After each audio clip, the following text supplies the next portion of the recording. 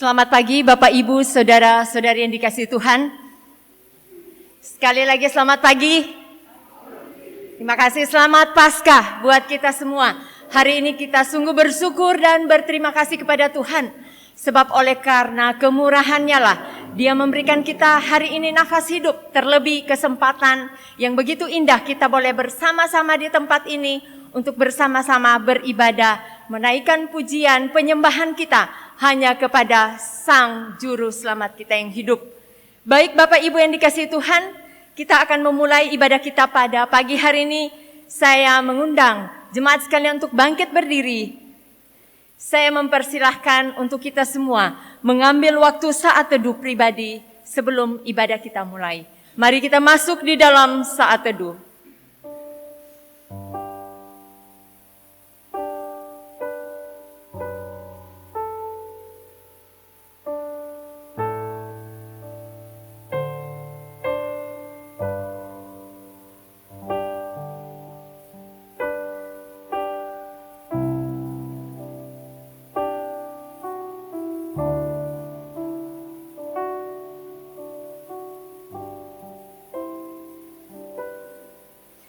Di Minggu Paskah ini, patutlah kita bersyukur kepada Tuhan semesta alam karena kasih-Nya yang besar kepada kita semua. Kristus telah mati bagi penebusan dosa-dosa kita. Namun Kristus telah bangkit, memberikan kepada kita jaminan dan pengharapan akan karya keselamatan Allah. Karena itu, siapakah yang akan melawan kita? Allah di pihak kita. Tidak ada yang akan melawan. Siapakah yang akan menggugat dan menghukum orang-orang pilihan Allah? Ya, Allah di pihak kita. Dialah yang membenarkan kita melalui Yesus Kristus yang telah mati, bangkit dan duduk di sebelah kanan Allah. Dialah pembela kita. Di dalam Dia dan melalui Dia, kita tidak terpisahkan dari kasih Allah.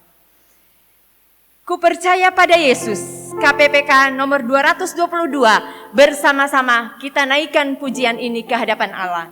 KPPK nomor 222. Ku percaya pada Yesus.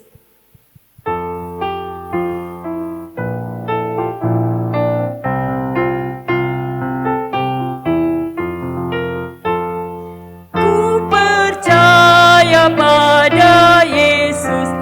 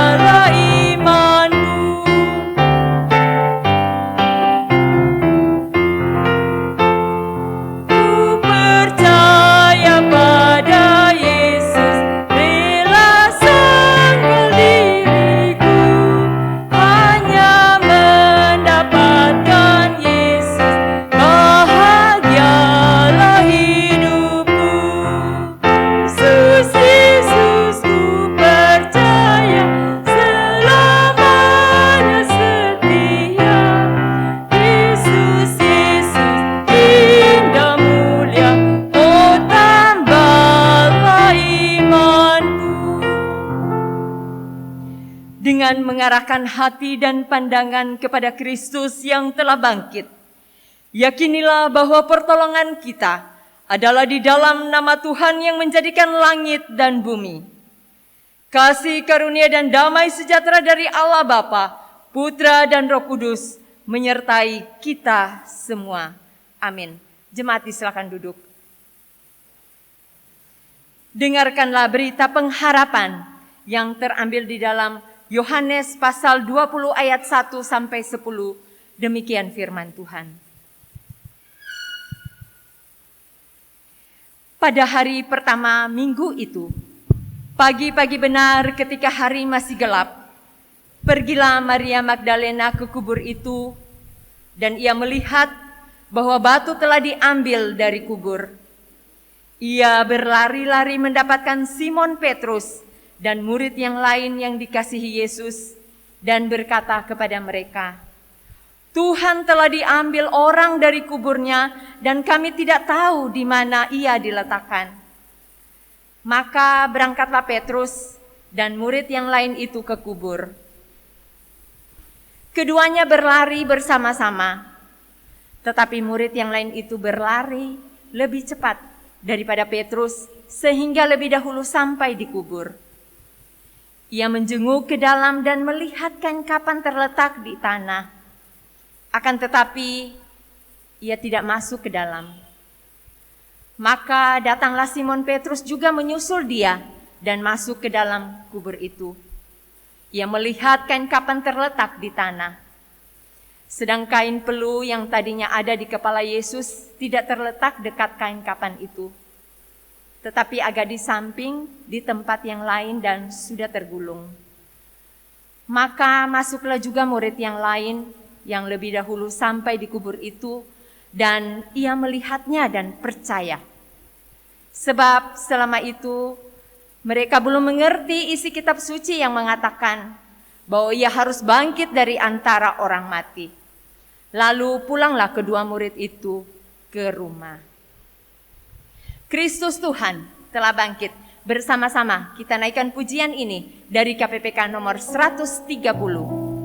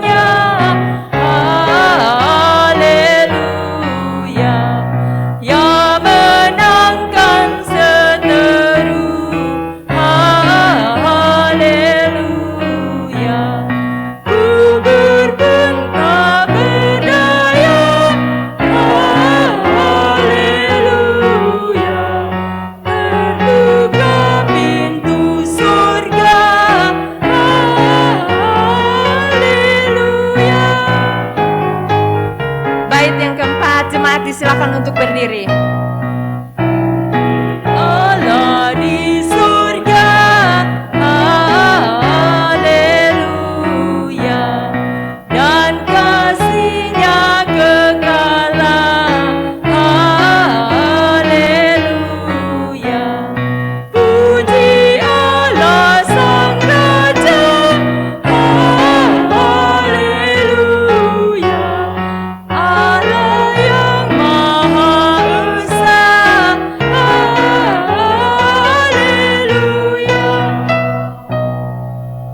Jemaat silakan duduk.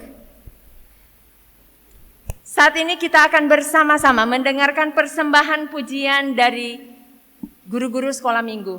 Kepada guru-guru sekolah minggu disilahkan.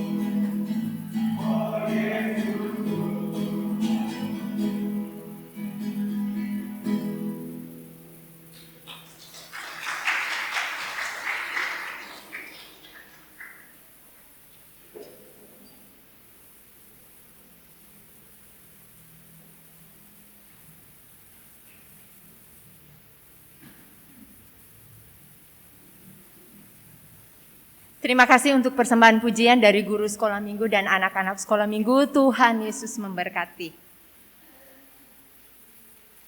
Kita masuk dalam pengakuan dosa. Saya mengundang Bapak Ibu Saudara sekalian untuk bangkit berdiri. Dalam pengharapan kepada Kristus yang telah bangkit dan menang, marilah dengan penuh keberanian kita datang menghampiri tahta kasih karunia Allah, sambil mengakui segala dosa dan kejahatan kita. Ingatlah, Kristus adalah pembela kita, duduk di sebelah kanan Allah.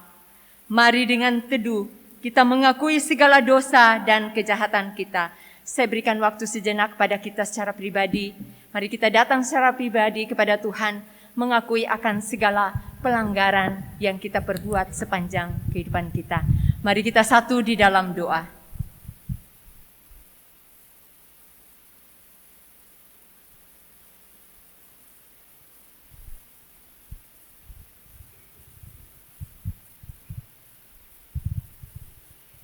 Ya Allah yang maha murah, Janji firman-Mu berkata, tidak ada yang dapat memisahkan kami dari kasih-Mu. Namun, seringkali kami tidak teguh tetap di dalam janji firman-Mu. Kasih kami kepadamu menjadi pudar, dingin membeku. Kami bertindak seperti anak sulung, berpikir dengan mengerjakan banyak hal akan mendapatkan kasih-Mu. Padahal kasih-Mu telah dilimpahkan kepada kami dengan begitu limpahnya. Seringkali kasih-Mu itu tidak kami bagikan dan wartakan juga kepada orang-orang yang hidup jauh dari kasih-Mu. Ya Allah yang Maha Murah, kasihani dan ampunilah kami. Ya Kristus, kasihani dan ampunilah kami. Amin. Dengarkanlah berita anugerah. Di dalam kasih-Nya yang besar, Allah telah mengaruniakan Yesus Kristus bagi pendamaian dosa-dosa kita. Melalui Yesus Kristus, kasih-Nya kekalnya dilimpahkan kepada kita. Seperti firman-Nya, aku mengasihi engkau dengan kasih yang kekal. Sebab itu aku melanjutkan kasih setiaku kepadamu. Oleh karena itu, berbahagialah setiap kita yang dosanya diampuni dan kesalahannya tidak diperhitungkan Tuhan. Dengarkanlah petunjuk hidup baru.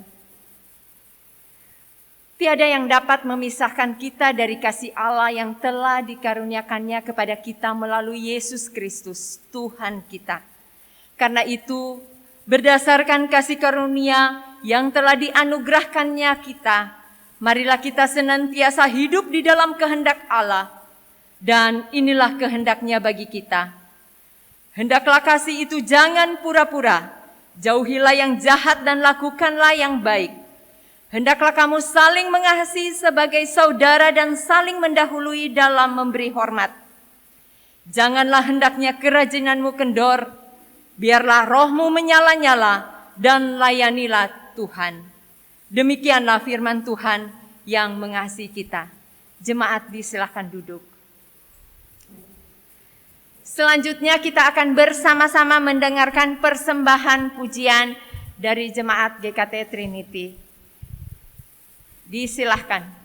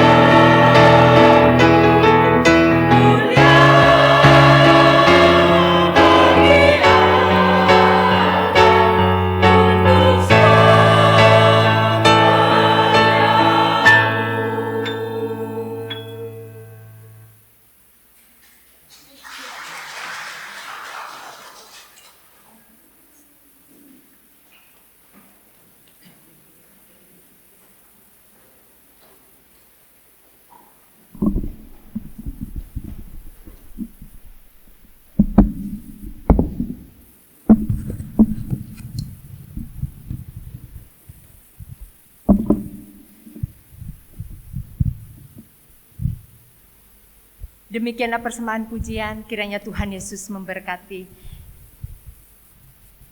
Firman Tuhan pada hari ini disampaikan oleh hambanya Pendeta Teguh Isworo.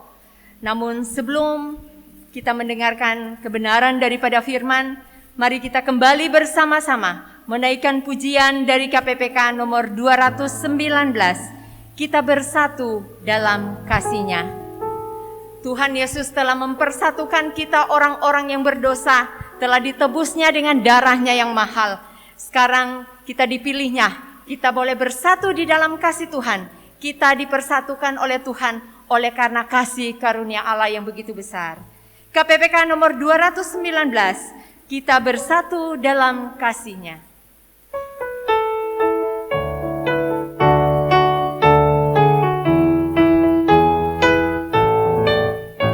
Bersatu dalam kasih-Nya, bersatu dalam kasih-Nya, roh kita bersatu dengan roh Allah, bersatu dalam kasih-Nya, kita bersama memuji, kita membagi kasih-Nya, kita berpegang tangan dan bersaksi. Bersatu dalam kasih-Nya, sekali lagi bersatu dalam kasih-Nya. Bersatu dalam kasih-Nya, bersatu dalam kasih-Nya, roh kita bersatu dengan roh Allah, bersatu dalam kasih-Nya, kita bersama memuji, membagi kasih-Nya, kita berpegang tangan dan bersaksi, bersatu dalam kasih-Nya.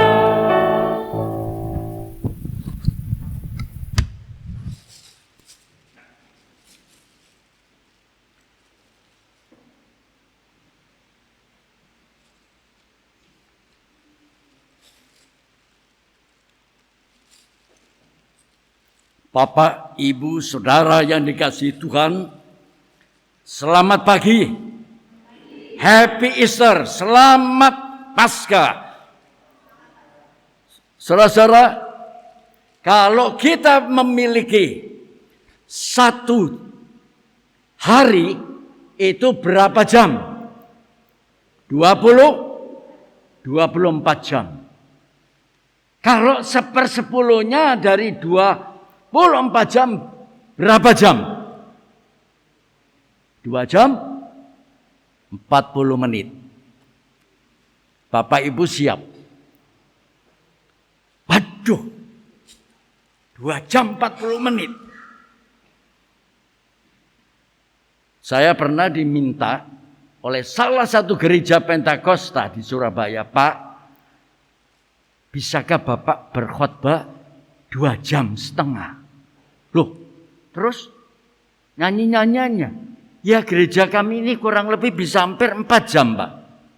Saudara bisa bayangkan. 4 jam. Mereka sukacita. Mereka merasa bahwa ada kesempatan untuk mendengar firman Tuhan. Kalau saya amati di dalam suratnya, nggak ada jamnya itu. Bahkan firman Tuhan memberitahukan hamba Tuhan itu jangan diberangus. Kita diberangus ya sekarang karena virus. Maksudnya apa? Supaya dia bisa berbicara sesuai dengan hatinya dan hati Tuhan yang menyatu.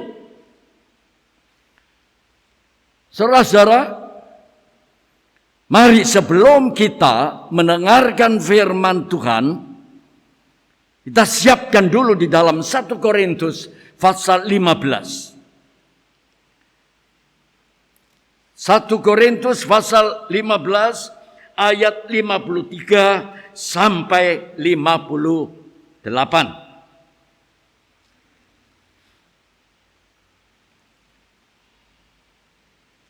1 Korintus 15 ayat 53 sampai 58. Kalau sudah saya akan bacakan. Karena yang dapat binasa ini harus mengenakan yang tidak dapat binasa, dan yang dapat mati ini harus mengenakan yang tidak dapat mati. Dan sesudah yang dapat binasa ini mengenakan yang tidak dapat binasa, dan yang dapat mati ini mengenakan yang tidak dapat mati, maka akan genaplah firman Tuhan yang tertulis, maut telah ditelan dalam kemenangan. Hai maut, di manakah kemenanganmu? Hai maut, di manakah sengatmu? Sengat maut ialah dosa, dan kuasa dosa ialah hukum Taurat. Tetapi syukur kepada Allah yang telah memberikan kepada kita kemenangan oleh Yesus Kristus Tuhan kita.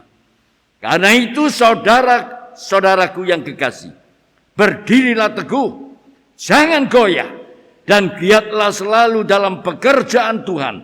Sebab kamu tahu bahwa dalam persekutuan dengan Tuhan, jerih payahmu tidak sia-sia. Saudara-saudara, mari saya ajak untuk kita masuk di dalam doa. Bapa di sorga, kami sangat membutuhkan kebenaran-Mu. Kami sadar Tuhan bahwa manusia hidup bukan dengan roti saja, tetapi melalui firman Tuhan yang keluar dari mulut Tuhan. Tuhan, kami rindu bahwa firman-Mu yang hidup, firman-Mu yang berkuasa itu sanggup mengoreksi akan hidup kami. Sanggup mengajar dan mendidik perilaku kami.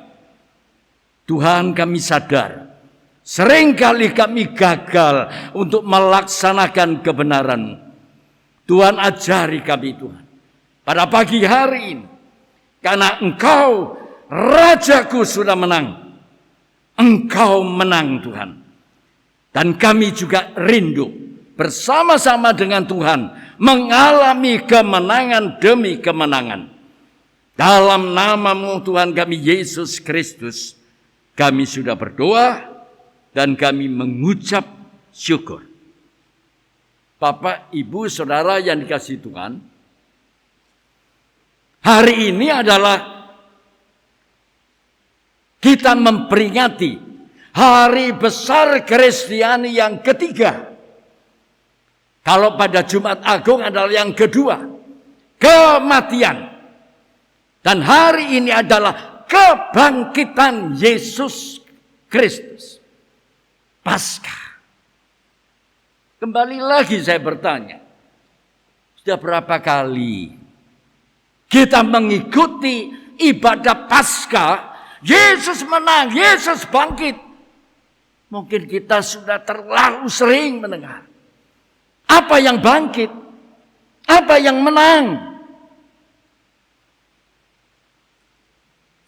Saudara-saudara, semasa Yesus di dalam dunia, bersama-sama dengan murid-muridnya, berkali-kali Yesus memberitahukan kepada murid-muridnya bahwa anak manusia akan diserahkan ke dalam tangan manusia. Dan mereka akan membunuh dia. Dan 3 hari sesudah dibunuh, ia akan bangkit. Markus 9, ayat 31-32. Sejak dulu, 2000 tahun sampai sekarang ini, 2022, sampai hari ini, masih banyak orang yang ragu. Apakah Yesus itu bangkit? Apakah Yesus itu betul-betul mati? Kalau saudara perhatikan di dalam Alkitab, tidak kurang dari 10 kali. Saya secara cepat beritahukan. Yang pertama, jangan lupa, ke Maria Magdalena, di mana Tuhan telah melepaskan 7 setan daripadanya. Yang kedua, wanita-wanita lain. Yang ketiga, 2 orang perjalanan ke Emmaus. Yang keempat, kepada Petrus. Yang kelima, ke 11 murid. Yang keenam, seminggu kemudian kepada Thomas.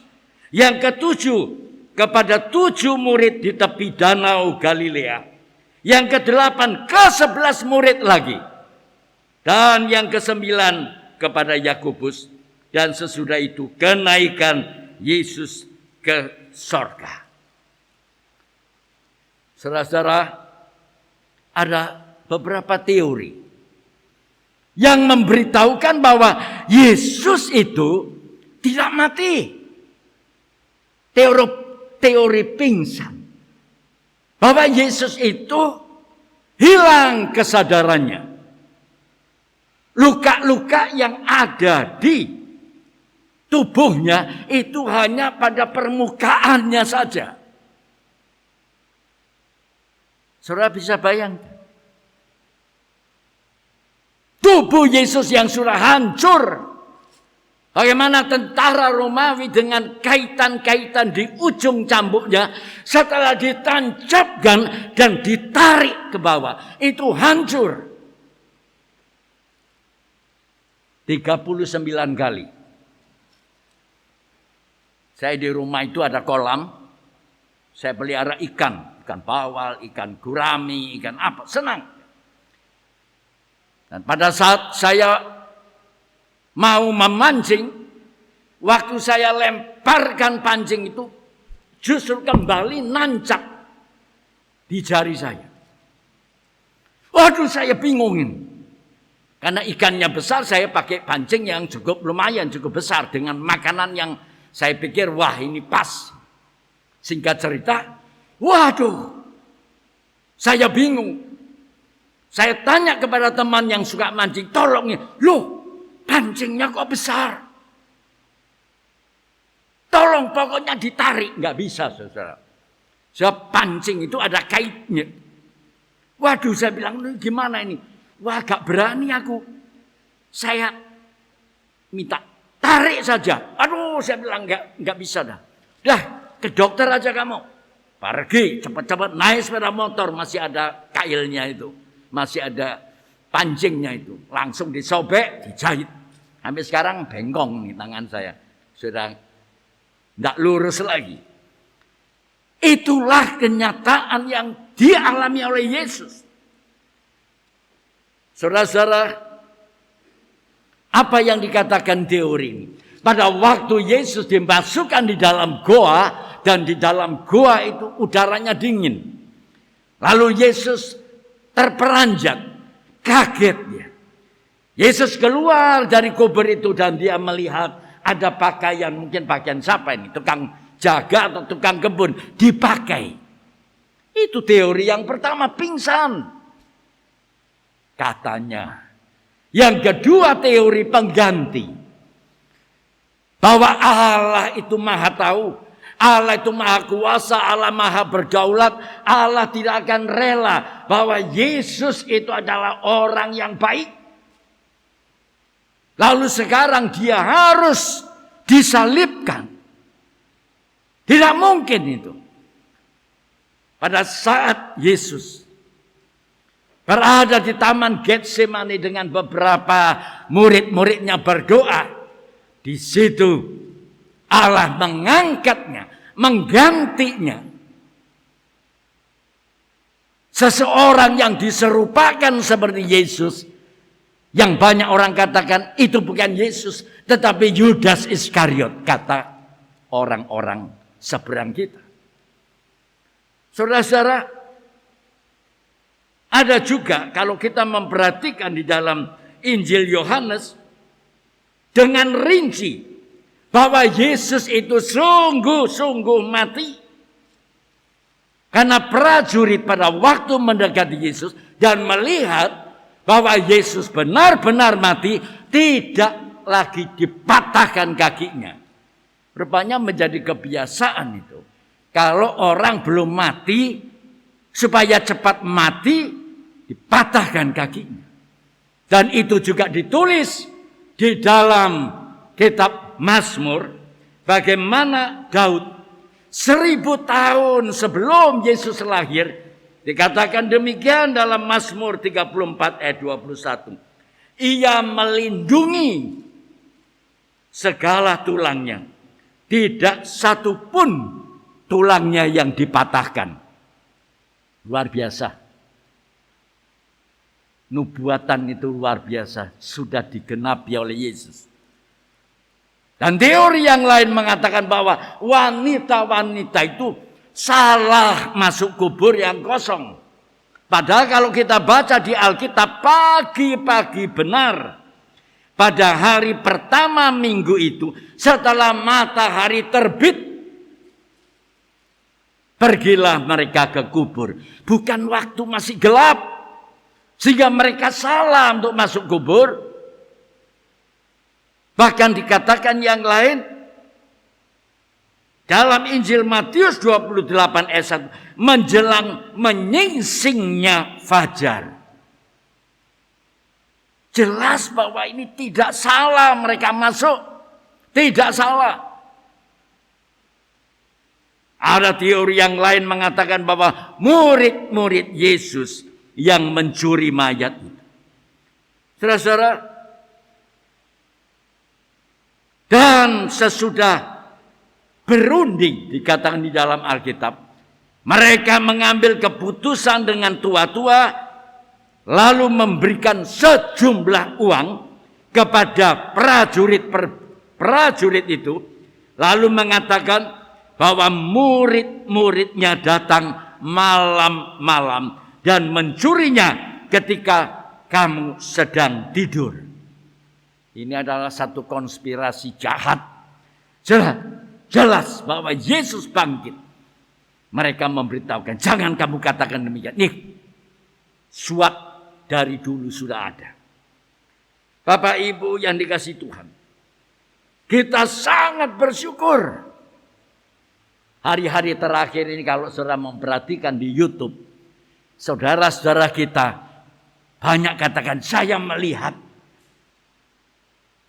Melihat Yesus persis seperti yang ada di rumah-rumah orang Kristen. Saya melihat. Puji Tuhan. Yang lain katakan, saya mendengar sayup-sayup. Suaranya itu halus, saya mendengar. Puji Tuhan. Yang lain mengatakan, waktu itu perut saya dijamah, leher saya dijamah. Puji Tuhan. Mereka perlu itu. Tetapi untuk kita sebagai orang percaya, saudara dan saya mungkin selama ini belum pernah melihat wajah Yesus. Belum pernah mendengar suara Yesus. Dan belum pernah merasakan jamahan tangan Yesus yang lemah lembut ini. Belum pernah. Tetapi saudara dan saya, Bapak, Ibu dan saya bisa percaya bahwa Yesus itu betul-betul mati. Yesus itu betul-betul hidup. Itu anugerah. Masih banyak orang yang bilang bohong. Tidak ada itu. Itu dongeng. Itu cerita. Oleh karena itu Yesus di dalam Injil Yohanes pasal 20-29. Berbahagialah mereka yang tidak melihat namun percaya. Kita adalah orang-orang yang berbahagia. Gak perlu lagi Yesus perlu ini, perlu baru percaya, tidak perlu. Saudara-saudara, menjadi pertanyaan bagi kita. Kita ini sudah berulang kali pada waktu Paskah pasti bicara bahwa Yesus bangkit. Tadi saya ikuti sebentar, ingin tahu anak-anak sekolah minggu. Apa yang kita biasa lakukan? Wah, guru-guru sekolah minggu sibuk. Untuk anak-anak menghias telur, mencari telur, disembunyikan di sana sini. Perlombaan, menyanyi, ada vokal grup, ada drama, ada tari-tarian. Saudara-saudara, apakah cuma itu? Apakah Paskah cuma demikian saja? Bahkan saya masih ingat kalau dulu waktu kami remaja pemuda untuk penggalangan dana itu melalui rantang dah. Dah itu bahasa Belanda ya, hari. Jadi ibu-ibu masak, Ada menu, berbagai macam menu dengan harga yang lebih tinggi, dan anggota jemaat dihimbau untuk kali ini dihimbau supaya beli walaupun harganya itu sedikit mahal. Belilah karena ini ada aktivitas pemuda, aktivitas remaja. Wah, ibu-ibu senang beli. Enggak apa-apa wes, enggak apa-apa. Untuk gereja enggak apa-apa. Senang mereka. Karena apa? Harga yang mungkin biasanya 20 sekarang 25. Yang 30 mungkin 35. Wah, dapat keuntungan. Saudara-saudara, Yesus sudah menang. Rajaku menang. Sekalipun kita tahu pada hari Jumat saya katakan, pada waktu Yesus masuk ke Yerusalem, oh senang. Raja datang, Yesus memang raja. Itulah menjadi harapan mereka supaya betul-betul dia datang untuk melepaskan mereka bangsa Israel dari penjajahan, dari penindasan. Itu konsep mereka. Ternyata Yesus bukan naik kuda yang gagah perkasa, tetapi Yesus naik keledai yang berbeban, keledai yang masih muda, dan mereka kecewa. Sehingga pada akhirnya yang tadi menyanjung bahwa Yesus itu adalah raja mereka, sekarang mereka salibkanlah dia, salibkanlah dia. Dan itu terjadi. Yesus menang atas dosa. Dia yang tidak pernah mengenal dosa dijadikan orang berdosa supaya saudara dan saya dibenarkan. Bersyukur. Saudara dan saya seharusnya dihukum. Tidak bisa tidak. Tetapi kita tahu karena kasihnya kepada kita, dia mau mati terpampang di atas kayu salib yang kasar. Menumpahkan darahnya untuk saudara dan saya. Pernahkah saudara renungi? Mari di hari-hari ini kembali lagi kita merefleksi diri. Apa yang Yesus lakukan? Itu kemenangan yang besar. Yesus menang atas maut. Tidak mampu. Hanya kuasa ilahinya yang mendobrak kubur yang sudah ditutup dengan batu yang besar, sudah disegel, sudah dijaga oleh beberapa tentara Romawi. Tidak bisa tidak. Yesus harus keluar. Rajaku menang. Yesus menang atas setan-setan. Saudara-saudara, kemenangan Yesus akan memberikan kepastian. Kepastian keselamatan, pengharapan yang pasti. Dan kita tahu janji-janjinya tidak pernah goyah. Ada orang katakan God promises never fail. Enggak pernah janji Tuhan itu tidak digenapi. Tuhan pernah janjikan kepada saya harus menanti 29 tahun. Dan digenapi. Kembali lagi menjadi pertanyaan. Kalau pada hari Jumat yang lalu, saya katakan 5. Mau, tidak mau. Mau 5. Apakah betul? Bapak, Ibu, Saudara hari ini sudah menang. Betul-betul tidak lagi mau main. Kalau namanya main itu macam-macam. Anak-anak muda bisa saja main saya langkung, saya masih ingat. Seperti hal-hal demikian. Berhenti. Menang betul. Jangan tertarik dengan berbagai macam trading-trading yang membuat orang sungguh-sungguh terpesong. Bahkan tidak usah kerja berat, sudah ada di depan kita. Begitu instannya kekayaan itu. Dan ini banyak dilakukan oleh orang-orang muda. Kita berhenti dari segala minum, perempuanan, madon itu, madat itu.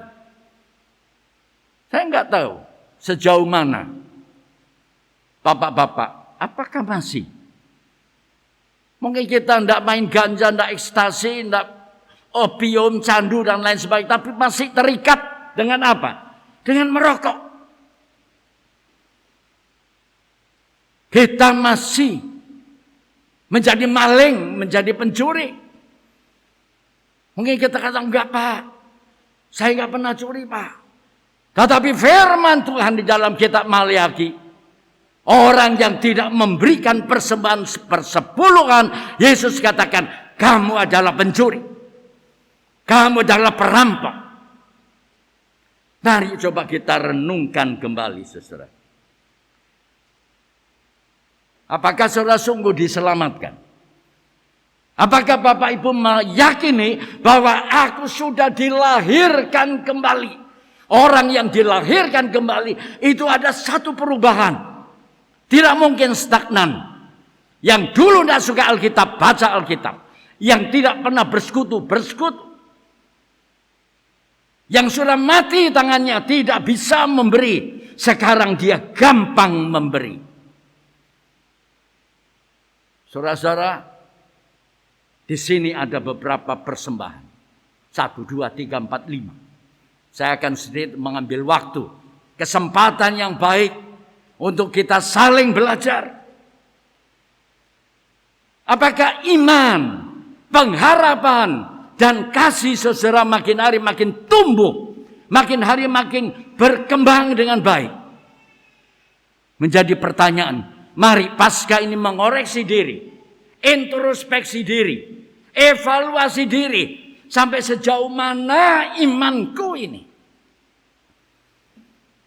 Saudara, ini fakta D.L. Moody. Itu pembicara, pengkhotbah yang pada mulanya dia seorang jual atau reparasi sepatu. Singkat cerita, ini pengalaman seorang prajurit yang mati di dalam peperangan. Yang tertembak di dalam peperangan. Dia berupaya merangkak terus sampai ke tendanya. Apa yang dia lakukan? Dia masih mencintai firman-Nya. Pada waktu dia sudah mati di tendanya dibuka. Seseorang yang melihat, aduh. Dikatakan bahwa aku kehidupan. Barang siapa yang percaya kepadaku, ia akan hidup walaupun mati. Sehingga D.L. Moody katakan, yang seperti ini tidak mudah. Apakah Bapak, Ibu, Saudara sampai akhir hidupnya nanti betul-betul mempercayakan hidupnya kepada Tuhan? Itu iman. Tidak akan goyah. Kalau saudara perhatikan film-film itu. Percaya Yesus, mati. Mau menyangkal Yesus, hidup. Kalau itu satu waktu diperhadapkan kepada kita, apa yang Anda buat? Saya masih punya keyakinan. Tuhan punya cara. Kalau memang dia harus mati, mati. Tapi kalau belum mati, tidak akan mati. Iman kita harus bangkit. Iman kita harus bangun. Pengharapan kita harus bangkit. Harus bangun. Saudara jangan merasa hebat. Merasa bahwa karena usahaku. Karena pikiranku. Karena aku adalah orang pintar. Aku belajar otodidak, juga belajar dengan para pakar. Aku mengikuti berbagai macam. Apakah itu seminar-seminar. Sehingga aku bisa berhasil. Itu karena aku. Aku bekerja keras. Betul. Jangan kita merasa pengharapan kita. Anak-anakku sudah berhasil semua. Anak-anakku punya gelar-gelar yang tinggi. Ini jadi pergumulan kami kalau nanti kami pulang. Keluarga yang boleh dikatakan dia mapan. Dia punya anak 4. Dan yang 2, yang 1 sudah pernah studi di Amerika. Tahu-tahu pulang. Tidak jadi baik. Mengancam ibunya. mengata-ngatai kata-kata yang tidak pantas. Padahal pengharapan ibu mungkin, aduh anak-anakku, yang 2 perempuan berhasil, yang 2 laki mbojai, orang bilang. Tidak ada, seakan-akan tidak ada gunanya dia hidup. Dan ibu ini hanya percayakan kepada Tuhan. Saudara, nggak bisa kita mau berharap kepada manusia, yang pada akhirnya manusia juga akan menjadi debu. Tapi mari kita belajar hanya kepada Tuhan Yesus Kristus semata-mata. Kepada Dia saja. Apapun yang terjadi hanya kepada Dia. Dan yang terakhir, apakah kasihku ini bangkit? Kasihku ini bangun? Kalau kita sudah diselamatkan, apakah kita ini hanya begini-begini saja? Sudah seharusnya ada sesuatu yang terjadi di dalam hidup kita. Saudara, saya mau sedikit kesempatan yang baik ini. Saya mau sedikit bersaksi berkaitan dengan apa yang saat ini menjadi pergumulan gereja. Kalau saya tanya bagaimana masa-masa pandemi, persis seperti di dalam kitab Maleakhi, bagaimana masa-masa itu dalam masa paceklik, hampir dikatakan semua tanaman itu habis dimakan oleh belalang pelahap, habis semua. Dan di dalam masa-masa seperti ini, sepertinya Allah itu menuntut, Allah meminta. Kita sudah alami 2 tahun lebih masa-masa pandemi COVID-19 ini merusak segalanya, merusak pekerjaan, hubungan suami istri, gereja mengalami banyak kesulitan. Tapi apakah Tuhan tinggal diam? Justru pada saat bangsa Israel masa-masa kekeringan, mereka mau belajar di dalam memberi persembahan. Itu tidak mudah. Sebab di dalam sejarah ini, mengapa Nabi Maleakhi diutus oleh Tuhan? Karena sudah ada kesalahan besar, baik para imam dan anggota, yaitu bangsa Israel. Imam-imam tidak lagi menghargai, menghormati Allah, tidak lagi ditakuti. Mereka memberikan persembahan hasil dari rampasan. Nasar yang seharusnya diberikan yang gemuk, yang bagus, yang tidak bercacat, justru diberikan yang sakit, persembahan-persembahan binatang, korban-korban. Yang pincang, yang tuli, yang buta. Itu terjadi. Sedangkan umat Israel, yang seharusnya mereka ini hidup kalau sebagai anak Tuhan sekarang, Tuhan bilang jangan ambil dari orang-orang selain anak-anak Tuhan. Mereka kawin campur dan akhirnya terjadi perceraian. Persembahan persepuluhan yang harusnya mereka berikan, mereka tidak memberikan. Itu bangsa Israel. Sehingga di sini terjadi apa? Dosa kolektif. Imam-imam tidak memberikan yang benar, tidak memberikan contoh yang benar. Anggota atau bangsa Israel juga sama. Kalau boleh saya katakan, zaman sekarang ini, masa-masa ini, pendetanya tidak memberi atau pemimpin-pemimpinnya tidak memberi persembahan perpuluhan, ya otomatis jemaatnya juga ikut. Saudara-saudara, tidak mudah, tetapi amat sangat mudah. Hanya orang yang sungguh-sungguh matang secara rohani, dia bisa memberi. Kalau enggak, kita cuma berdoa, Tuhan berkati Tuhan. Masa-masa COVID aku ngalami kesulitan, berkati Tuhan. Tolong Tuhan. Kita menangis, minta dan minta. Saudara, menjurus kepada satu perkembangan gereja, secara khusus di GKT Trinity, Tuhan mau mendidik kita. Cuma masalahnya kita siap atau tidak. Tetapi saya percaya Tuhan sedang bekerja di dalam rumahnya. Setiap gereja mengalami hal yang sama. Saudara, saya ingat sekali. Mungkin bapak-bapak, ibu-ibu yang usianya sudah 50 ke atas itu masih ingat kalau dulu undangan itu tidak dikasih gambar amplop. Jadi apa? Barang-barang.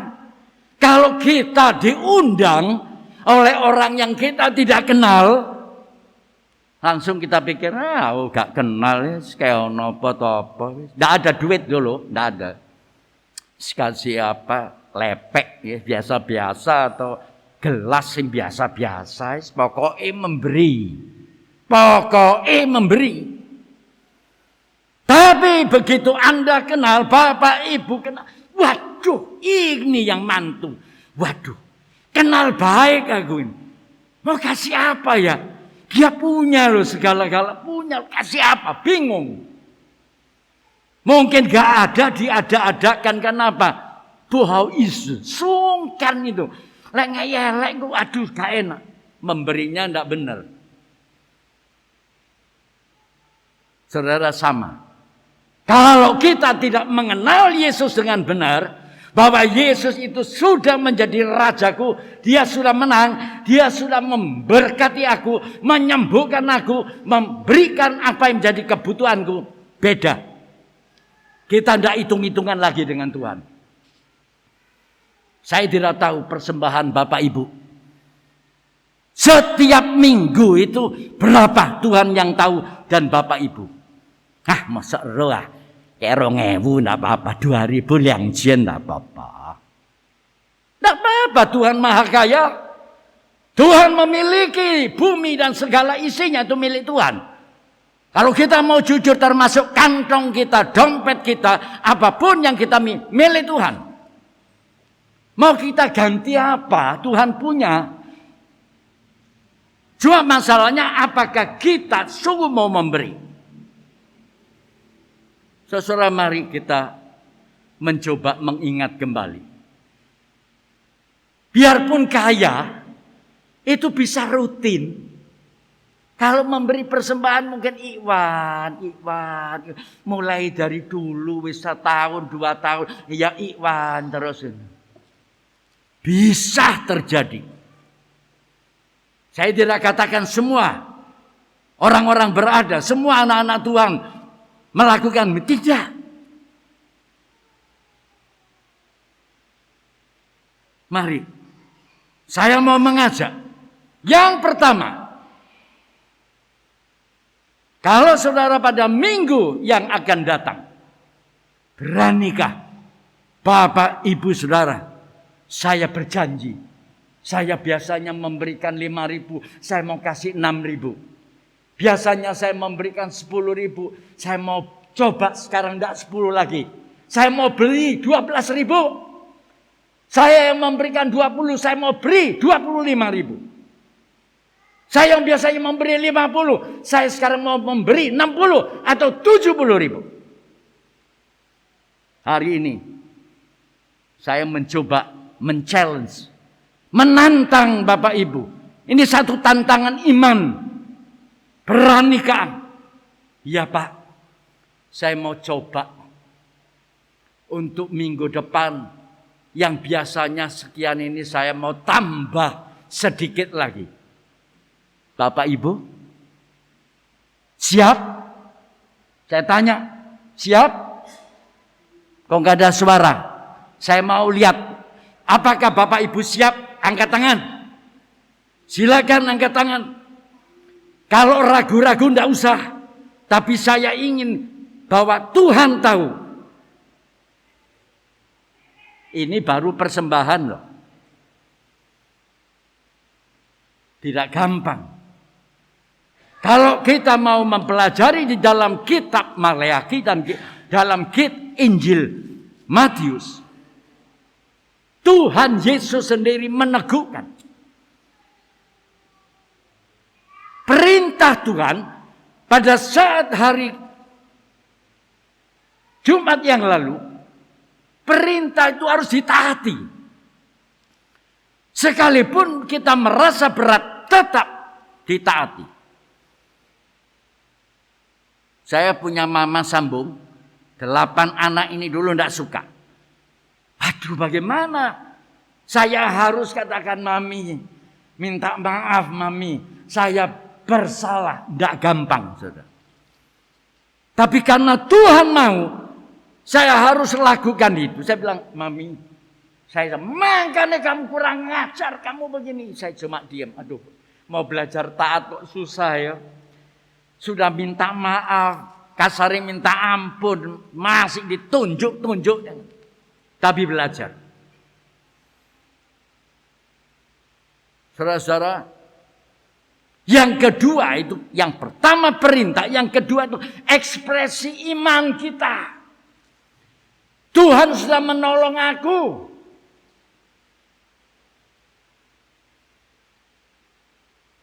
Lalu apa balasku? Aku mau beri apa? Bapak Ibu, Tuhan tidak minta 2/10. Tuhan tidak minta 5/10, setengah, tidak. Tuhan meminta 1/10. Kalau kita jujur kecil itu. Orang mungkin berpikir, iya Pak. Kalau 100.000, 10.000 Pak. Lalu 1 M. 1 M ya 100 juta dong. Itu masih kecil. Tuhan mau membukakan tingkap-tingkap langit. Dan mencurahkan berkat. Seserah kalau kita pelajari hanya duit. Yang dikatakan, ujilah aku.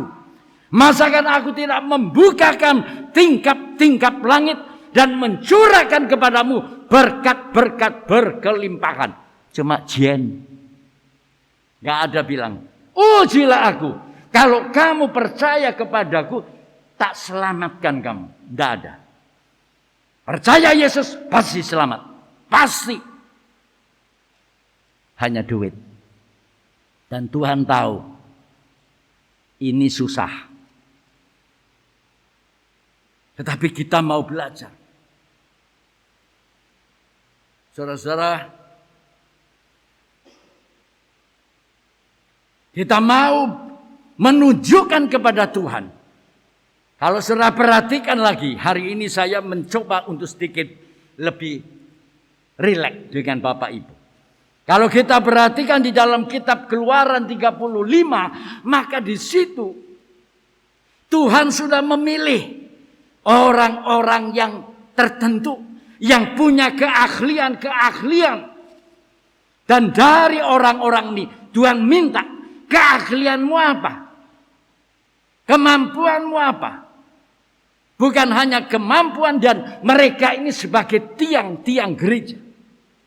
Saya perhatikan, dulu ada satu gereja di kampung. Saya tahu Bapak ini, engkau ini toko emas besar. Batin saya gini, kok mau ya? Kalau kita jujur, mobilnya itu bagus. Lek diberet piro ya itu ya. Tapi kok mau ya? Apa yang dia katakan pendetanya? Pak, kalau nggak ada Bapak ini Pak, ya sorry Pak Teguh, anakku 4, siapa lagi Pak? Persis Pak. Tuhan memelihara Bapak dan keluarga. Toko emas loh masuk gang. Gerejanya masih kelenengan itu separuh tembok yang di atasnya ini gedek. Kenapa mau? Karena dia meyakini bahwa Tuhan tempatkan aku di gereja ini. Secara khusus bagi Bapak Ibu. Apakah saudara merasa bahwa aku tiang gereja? Aku penopang gereja. Dan aku percaya Tuhan yang menempatkan aku. Aku mau mensupport. Tidak gampang ini untuk mensupport. Seakan-akan Tuhan berkati aku dulu. Sampai melimpah baru aku bisa memberi. Saudara, kadang-kadang tangan kita sudah keplek, sudah tidak mampu lagi mengangkat. Mata kita sudah kabur, bahkan buta. Tidak melihat lagi kekurangan gereja apapun, gak peduli. Bukan urusanku, ini urusan majelis. Urusan hamba Tuhan, aku anggota jemaat.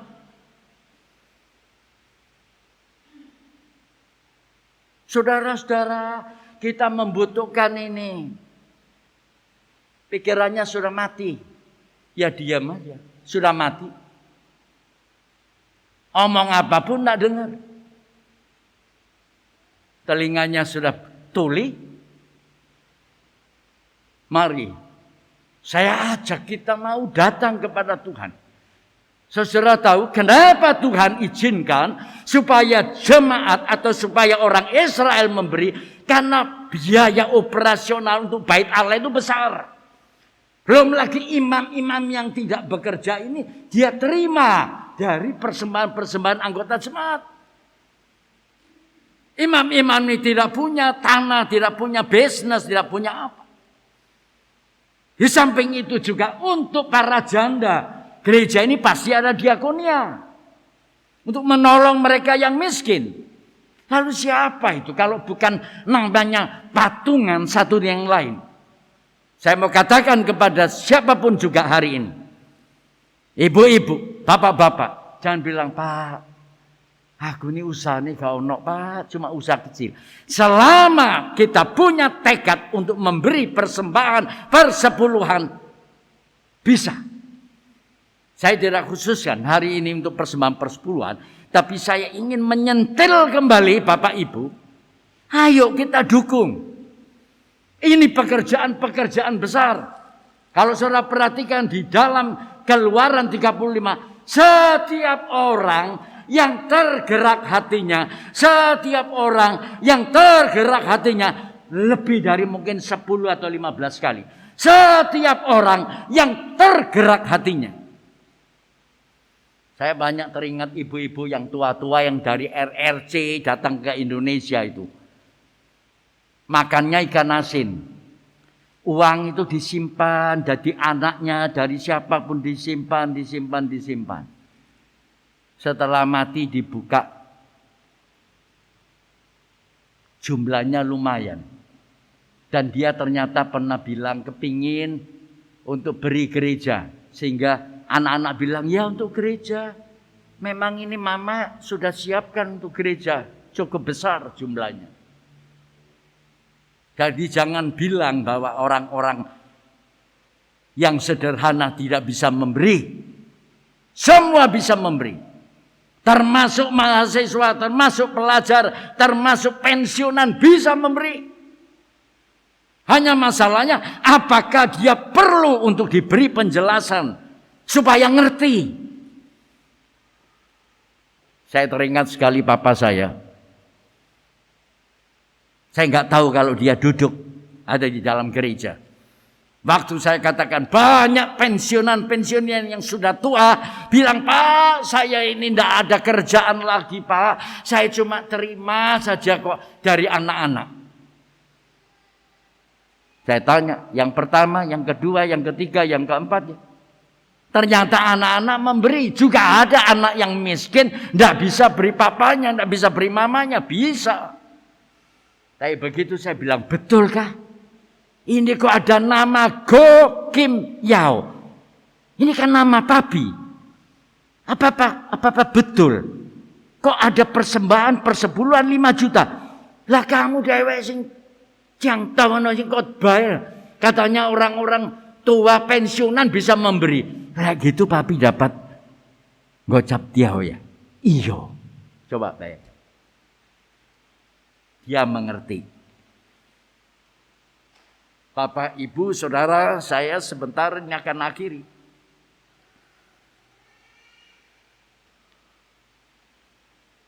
Kalau Maria Magdalena begitu bertemu dengan Yesus, Yesus menemui, dia langsung pergi. Pergi memberitahukan kepada siapa? Kepada orang-orang yang selalu mengiring Yesus.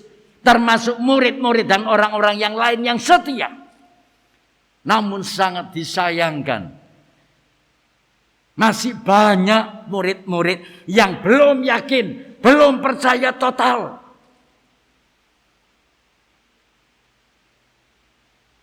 Dan pada saat yang terakhir, sebelum Yesus naik ke sorga, dia katakan, kepadaku telah diberikan segala kuasa di sorga dan di bumi. Karena itu Yesus katakan, pergilah, jadikanlah semua bangsa muridku, dan baptislah mereka dalam nama Bapa, Anak, dan Roh Kudus. Dan ajarlah mereka seperti apa yang aku ajarkan kepadamu. Dan ketahuilah,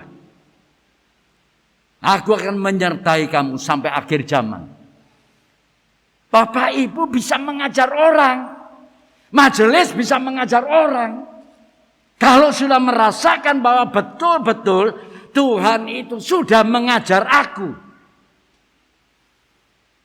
Saya jujur katakan, dulu banyak hamba Tuhan, banyak majelis, banyak anggota jemaat yang tidak memberi persembahan persepuluhan.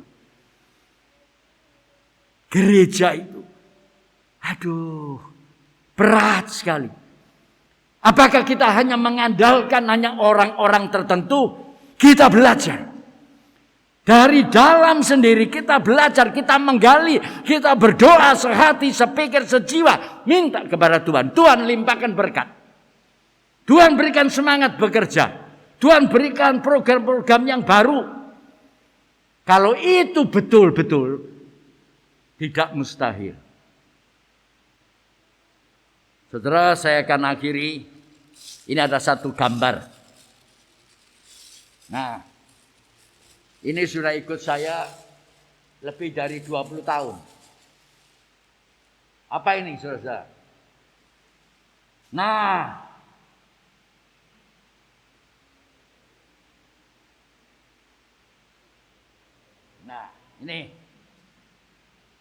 ini ada di Glasgow. Saya terkagum-kagum. Karena apa? Kenapa tengkorak ini kok diborgol? Baik tangannya maupun kakinya. Saya tidak pernah mendengar langsung Tuhan bilang, Teguh. Enggak, tapi batin saya. Dia berkata apa batin saya? Masih banyak. Orang yang terikat masih banyak. Bapak, Ibu, Saudara, kalau saya korek pelan-pelan, mungkin di antara Bapak Ibu belum mengalami kelepasan, masih terikat. Saya teringat sekali seorang ibu yang boleh dikatakan dia aktif sekali, gak mati-mati. Dan setelah saya tanya dari hati ke hati, belum ketahuan. Dia sudah di rumah sakit. Kalau saya ceritakan sakitnya itu mengerikan dan menjijikkan juga. Sehingga saya bilang, aduh Tuhan, kok susah ya Tuhan. Sakit apa nih Tuhan? Mau mati panggil lah Tuhan, sudah kasihan. Keluarganya itu sudah biayanya besar.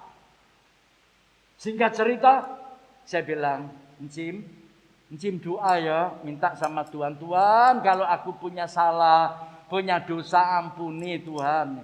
Dosa apa ini? Panggil saya Cuk Teguh. Dosa apa Cuk Teguh? Aktif dia, aktif persekutuan doa.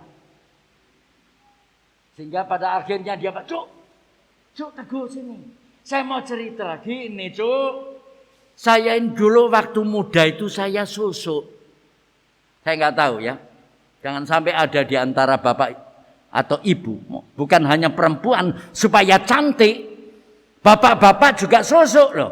Bukan supaya tampan, supaya kuat kerja. Belakangnya itu diisi. Diisi kekuatan. Ada yang diisi bibirnya supaya pintar ngomong. Macam-macam manusia ini. Ada lagi. Mantan majelis. Masih bisa dia simpan keris. Dan dia katakan, Pak, saya kasihkan anak, tidak ada yang mau. Saya kasihkan saudara, tidak ada yang mau. Iya. Kalau ngerti, biarpun tuh harganya ratusan miliar, tetap nggak mau. Karena hancur rumah tangganya. Singkat cerita, dia menemui saya. Dan dia bilang, kayak apa Pak? Kayak apa sih Pak ini? Loh siap apa enggak? Siap wes, diopona sudah siap. Tapi saya harus katakan kepada Pak Teguh, untuk narik ini gak sembarang loh Pak. Apa saya gak takut? Takut saya. Tahu-tahu waktu saya tarik langsung masuk sini kan mati saya. Sampai saya bilang sama istri saya, kok takut ya ini kali? Apa ini ada keris. Buka itu kok rasanya takut ya. Ya wis puasa dulu, puasa. Kami puasa. Nah setelah puasa, baru berani datang. Anda tahu setelah dilepaskan bau wangi. Rumah tangganya hancur. Mari kita mengoreksi diri. Sejauh mana? Dan ini saya tertarik sekali. Kok tengkorak pakai jam? Saya baru mengerti bahwa kalau namanya tengkorak itu nggak ada harapan. Tengkorak itu mati. Tengkorak itu kering. Nggak ada apa-apanya tengkorak. Saya khawatir bahwa kita adalah tengkorak hidup. Ya ibadah. Ikut persekutuan doa yo. Nyanyi yo. Ikuti paduan suara, ikut vokal grup, ikut guru sekolah minggu, ikut apapun ya. Tapi mati. Tidak ada persekutuan yang intim dengan Tuhan. Dan ini adalah waktunya. Waktunya. Waktu siapa? Waktu Bapak, Ibu dan saya. Waktunya. Waktunya kita mencari jiwa. Nah kalau gak ada jiwa, tidak ada orangnya. Bagaimana persembahan kita? Kita berdoa, minta kepada Tuhan, Tuhan, encim yang sudah tua ini, empek yang sudah tua ini, kami ingin Tuhan supaya dia datang ke rumah Tuhan. Ini minta sama Tuhan. Karena firman Tuhan kata, mintalah, maka akan diberikan kepadamu. Saudara, saya harap saudara masih siap 5 menitan ini. Mari kita mulai hidupkan kembali. Pakai acara-acara untuk anak-anak supaya orang lain anak-anak pun datang. Secara khusus bagi si remaja, komisi pemuda, buat acara supaya teman-temanmu datang. Yang paling akhir, saya mau tantang Bapak Ibu. Anda yang sebagai majelis, sebagai ketua mungkin guru sekolah minggu dan anggotanya. Apakah ketua komisi pemuda dan anggotanya? Pimpinan-pimpinan dulu. Apakah Anda sungguh mau bersedia mendukung? Dan setiap bulan, pada minggu yang pertama, Anda berani berjanji di hadapan Tuhan untuk memberikan persembahan persepuluhannya dengan benar. Kalau Anda betul-betul buktikan, Anda bisa terkagum-kagum. Aduh, aku semakin diberkati. Gereja Tuhan di dalam rencana-rencananya akan berjalan dengan baik. Amin. Bapa di sorga, kami sudah selesai berbicara. Namun kami percaya bahwa Roh Tuhan terus berbicara. Tuhan ampuni kami sebagai pimpinan gereja yang seringkali tidak memberi teladan yang baik, baik bagi anggota jemaat maupun bagi orang lain dalam banyak hal. Terlebih lagi Tuhan, kami sadar Tuhan bahwa kami membutuhkan Engkau. Tolonglah Tuhan agar di waktu-waktu yang akan datang ini, gerejamu ini semakin banyak orang yang datang untuk mendengar firman. Mereka mencari akan kebenaran. Mereka membutuhkan akan keselamatan. Engkau pakai Tuhan anak-anak-Mu di tempat ini untuk terus pergi dan memberitakan kepada segala makhluk. Menyampaikan berita kabar sukacita bagi mereka yang membutuhkan. Dan kami tahu dunia ini sangat membutuhkan Engkau. Karena Engkau adalah Raja Damai. Engkau sudah menang. Dan biarlah kami pun mengalami akan kemenangan demi kemenangan. Tuhan, kami mempercayakan hamba Tuhan di tempat ini. Maupun majelis dan pengurus-pengurus komisi. Agar mereka menjadi garda terdepan. Mereka menjadi suri teladan. Sehingga akan diikuti oleh seluruh anggota. Terima kasih Tuhan. Dalam nama Tuhan Yesus Kristus, kami sudah berdoa, kami mengucap syukur. Amin.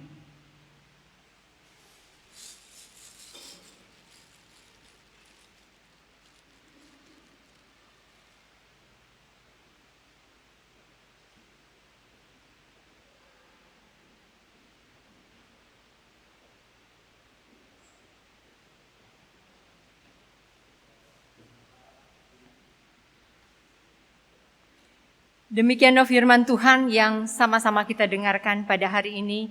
Kiranya Roh Kudus memampukan kita untuk melakukannya di dalam kehidupan kita hari lepas hari. Baik jemaat yang dikasihi Tuhan, kita masuk di dalam pengakuan iman. Untuk itu saya persilahkan untuk jemaat sekalian untuk bangkit berdiri. Bersama dengan semua orang percaya yang telah mengalami kasih karunia Allah di sepanjang zaman, marilah kita ikrarkan pengakuan iman kita, yaitu pengakuan iman rasuli. Aku percaya kepada Allah, Bapa yang Maha Kuasa, Khalik langit dan bumi, dan kepada Yesus Kristus, Anaknya yang tunggal Tuhan kita, yang dikandung daripada Roh Kudus, lahir dari anak darah Maria, yang menderita sengsara, di bawah pemerintahan Pontius Pilatus, disalibkan, mati dan dikuburkan, turun ke dalam kerajaan maut.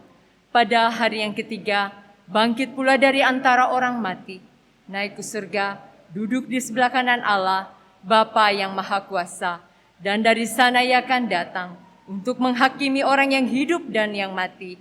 Aku percaya pada Roh Kudus, Gereja yang kudus dan am, persekutuan orang kudus, pengampunan dosa, kebangkitan tubuh, dan hidup yang kekal. Amin. Jemaat disilakan duduk.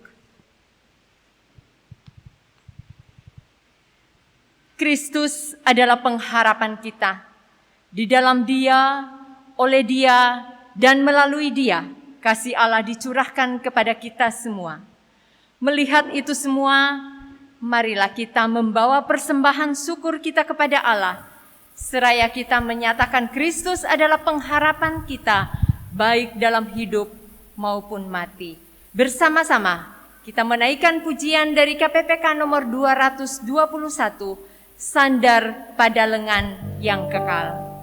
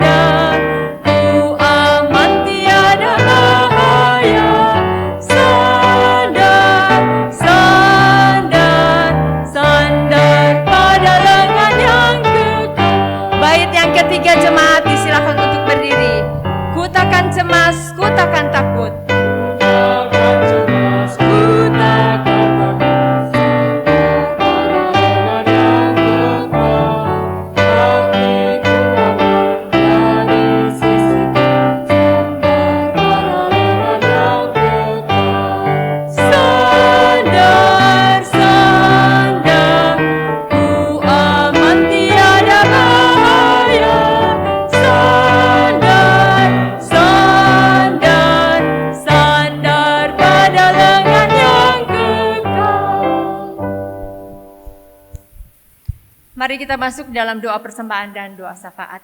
Mari kita tunduk di hadapan Tuhan. Ya Kristus, sumber pengharapan kami, di dalam Engkau kami memiliki pengharapan oleh karena kematian dan kebangkitan-Mu. Di dalam dan melalui Engkau, kasih Allah yang kekal dilimpahkan kepada kami. Karena itu segala puji, hormat dan kemuliaan hanya bagi-Mu. Terimalah segenap hidup kami sebagai persembahan yang hidup, kudus dan berkenan kepadamu. Terimalah persembahan syukur kami atas segala karunia pemberian-Mu di dalam hidup kami. Ya Kristus, sumber pengharapan kami yang teguh, teguhkanlah mereka yang sedang berada di tengah konflik bersenjata. Arahkanlah segenap hati dan pikiran mereka kepadamu, yang telah mendamaikan Allah dengan manusia yang berdosa, supaya setiap manusia dapat hidup dalam damai dengan sesama. Ya Kristus, sumber pengharapan yang teguh, teguhkan dan kuatkanlah mereka yang harus mengungsi tanpa tujuan yang pasti karena konflik bersenjata. Arahkanlah segenap hati dan pikiran mereka kepadamu untuk menemukan istirahat yang sesungguhnya. Ya Kristus, sumber pengharapan yang teguh, hiburkan dan teguhkanlah saudara dan saudara kami yang terbaring baik di rumah maupun di rumah sakit oleh karena sakit. Kami menyerahkan untuk Ibu Benalia Pea yang sementara proses kemoterapi di Makassar. Berdoa untuk Bapak Manuel Taula dalam kelemahan tubuh di masa tua. Bapak Bima dalam proses pemulihan. Arahkanlah segenap hati dan pikiran mereka kepada pengharapan yang mereka miliki di dalam Engkau, yang telah mati dan bangkit, serta kuatkanlah mereka untuk senantiasa melangkah dalam keyakinan bahwa sakit penyakit, usia senja tidak akan bisa memisahkan mereka dari kasih Allah yang ada di dalam dirimu. Terpujilah Engkau ya Kristus, Tuhan dan Juru Selamat kami, yang telah mati dan bangkit, yang senantiasa dipuji bersama-sama dengan Sang Bapa dan Sang Roh, kini dan selama-lamanya. Terpujilah Engkau yang telah mengajar kami berdoa. Bapa kami yang di surga, dikuduskanlah nama-Mu, datanglah kerajaan-Mu, jadilah kehendak-Mu di bumi seperti di surga. Berikanlah kami pada hari ini makanan kami yang secukupnya, dan ampunilah kami akan segala kesalahan kami, seperti kami juga mengampuni orang yang bersalah kepada kami. Dan janganlah membawa kami ke dalam pencobaan, tapi lepaskanlah kami daripada yang jahat, karena Engkaulah yang punya kerajaan dan kuasa dan kemuliaan sampai selama-lamanya. Amin. Jemaat disilakan duduk.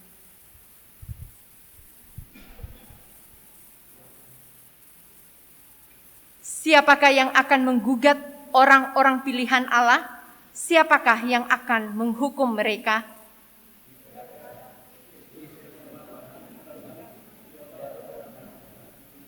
Siapakah yang akan memisahkan kita dari kasih Allah?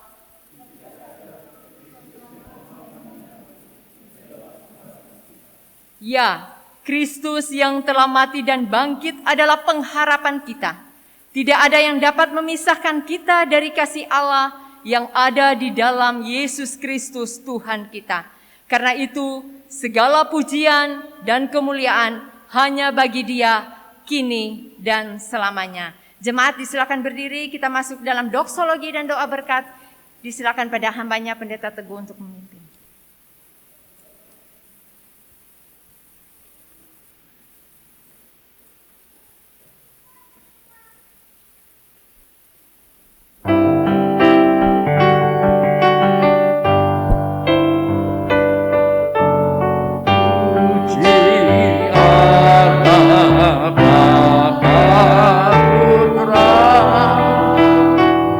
Puji nama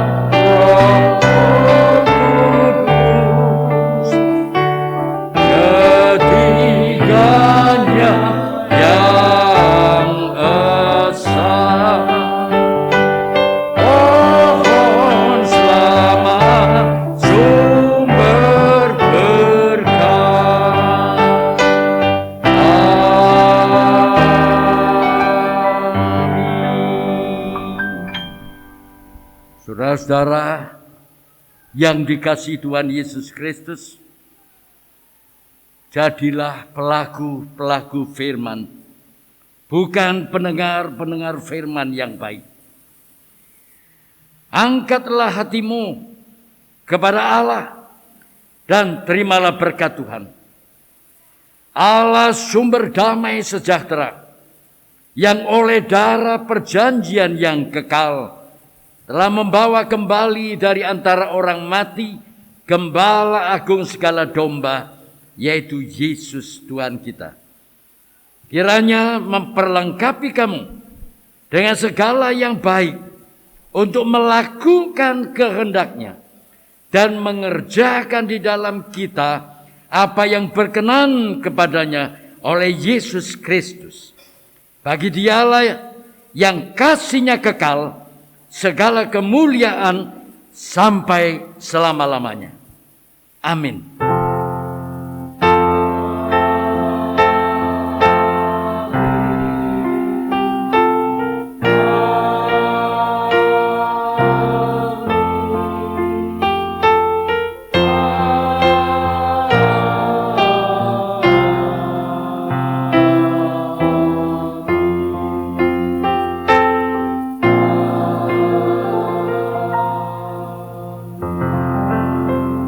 Silakan duduk. Ambillah saat teduh. Tuhan memberkati.